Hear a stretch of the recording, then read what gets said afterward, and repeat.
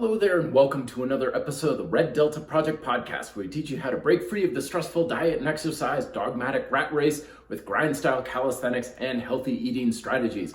My name is Matt Schifferly, founder of the Red Delta Project, author of the books Fitness Independence, Smart Bodyweight Training, and the brand new released Bodyweight Training for Martial Arts, which is a major topic of today's podcast. In this book, what I cover are 4 aspects of successful sport-specific training. Now, it's not just about building better capabilities for you as a martial artist, but one of the biggest mistakes that folks make often when it comes to saying, I'm gonna get bigger, I'm gonna get stronger, and that's gonna help me kick butt in my sport, whether it's running, cycling, martial arts, bowling, whatever you're trying to do, is making the assumption that just getting stronger is going to be the thing that's gonna turn you into superhuman levels of physical capability. Now, I certainly have made this mistake. A lot of other people make the mistake where they're working hard, they're getting in shape with their sport of choice, but they think, you know what, maybe if I get stronger, that will make a big difference. So they head to the gym and they start lifting weights, and they start to get a little stronger, they notice an improvement in their performance, and they're off to the races. But this can quickly steamroll into kind of a detrimental aspect where they actually have a decrease in performance. And this happens several ways. One is they actually spend so much time and energy working out, doing strength training, that it's actually pulling that energy and time away from the actual sport training.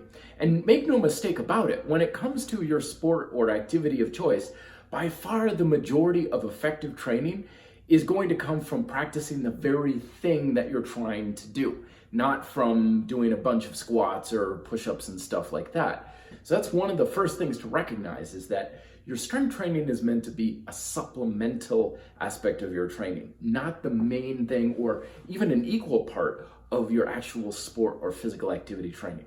So this is the thing we want to avoid when it comes to your supplemental strength and conditioning work when it comes to your martial arts or other types of sport. And the way we can do this is to get the most from your strength and conditioning through focusing on 4 aspects of training discipline, if you will. Now, the first aspect that I do cover, of course, in my book is how do you just get stronger? And this is done, of course, in the calisthenics world through a progressive mentality.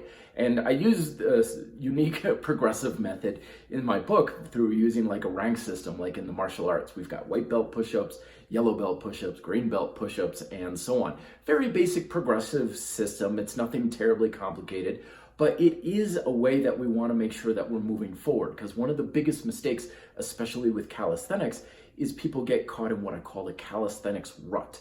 The calisthenics rut is what happens when mentally you kind of focus and get married to one particular style of calisthenics exercise. So for push-ups, for example, this is your classic doing push-ups military style, hands a little more than shoulder width apart, and so on. And we focus on that, and that's all we do. But because calisthenics adjusts the resistance by technique, doing that one technique all the time is kind of like saying, I only lift one particular weight.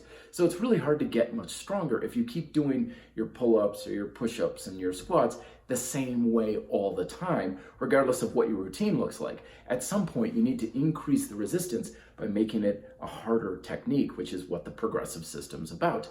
Now, the other 3 methods are also crucially important, because you can't just develop brute strength and expect that to carry over perfectly to your activity. And in the martial arts, this is particularly difficult because we as martial artists have like this huge plethora of activities and physical performances we need to be able to do.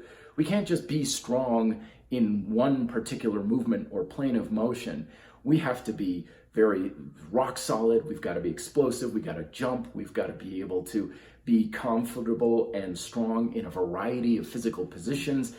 It's very difficult to train all of this on like a weight machine or even with one standard calisthenics exercise, which is where the other 3 aspects of the athletic training come into play.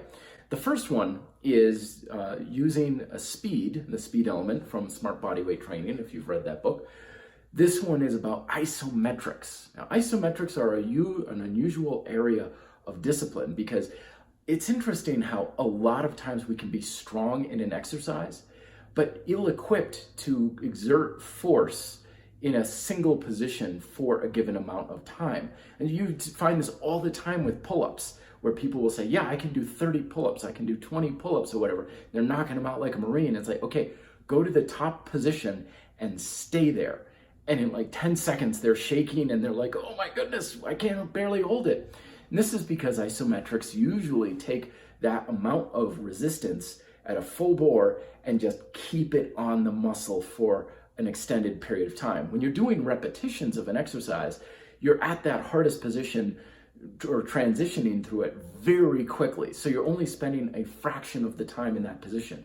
But in an isometric, you're holding that position for a long period of time. So mentally, physically, it's extremely difficult on the body. And if you're not used to it, then having applications in sport where you need to hold a position, like you're trying to grapple somebody, or you need to hold a stance or something, can be extremely difficult regardless of how strong you are. The second one is the opposite end of the speed spectrum, whereas isometrics, you're not moving very much. Now you want to be explosive.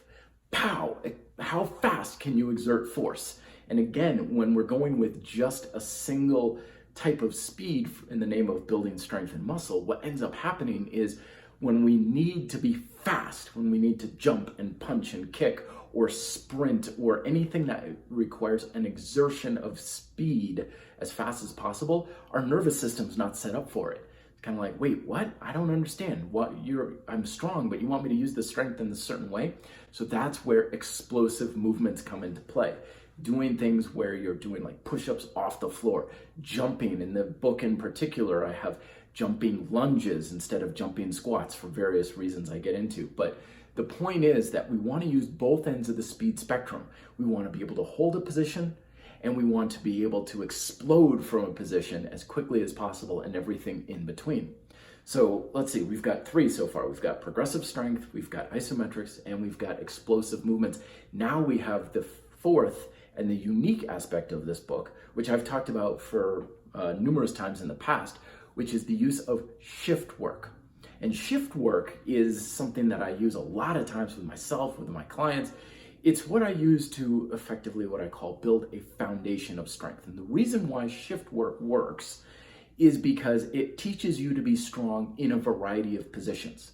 Now, when it comes to usual strength training, what ends up happening is we're strong in one particular plane of movement or one particular position that we're holding ourselves in. If you've been lifting weights, for example, try this with a broomstick handle. Take the handle of the broomstick and do as if you would normally do with a barbell, or take something like a book and use it like you would a dumbbell. And you'll notice that you feel very light. The book or what the broomstick feels extremely light if you replicate the exact movement you would with a heavy weight. Now that's fine, but in the world of sport, we don't use oftentimes these very controlled, bilateral, rigid exercises. Especially in the martial arts, we're finding ourselves twisting and torquing around and spinning and got our leg up behind our head, and then we're trying to extend an arm out and then bring it in, and we're twisting our arms around and our limbs. We're in a variety of positions. And this is why sometimes you'll hear of people who are very strong and they're very safe, but as soon as they get out of that range, they end up kind of hurting themselves. It's like, I can deadlift 500 pounds, someone might say, but I threw my back out picking up a gallon of milk off the floor, because they're very strong in a very dedicated position or motion. But when they asked their body to perform outside of that, it was foreign territory to them. So shift work, what that is you get into sort of an isometric position, like the bottom range of a push-up, and you move your body around. You go left, right, up, down, twisting the torso, shifting around. Basically what you're doing is, I often think about it like spreading cookie dough out onto a kitchen counter, right?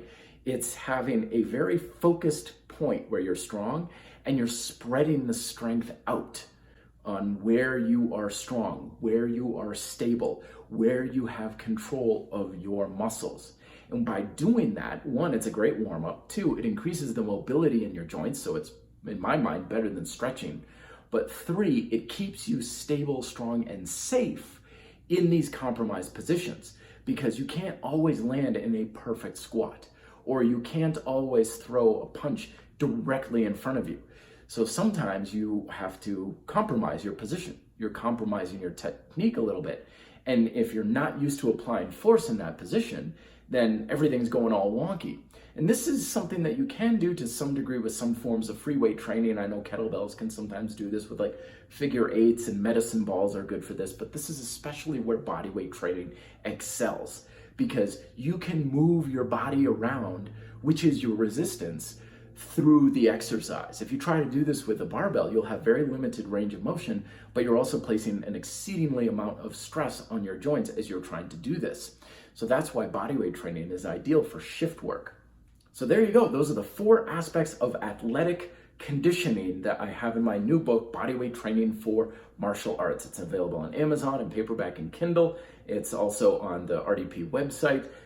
You can just click links down below if you're watching this on YouTube, but it's up, it's available. You can check this all out, and it covers the progressive strength training, explosive movements, isometrics, and shift work all in one. Plus I've got some other chapters in there on things like periodization planning, so you know how to program for an entire year's worth of workouts, and how to be action ready at all times, which is something I've talked about in the past, where I'm not a big fan of warming up, and for a martial artist, it makes sense because we can't warm up before like we get jumped down the street. We have to be ready to go at a moment's notice. So I have a whole chapter on that as well. So thank you very much for watching. I appreciate it. Let me know your questions down below, and talk to you guys next week. Till then, be fit, live free.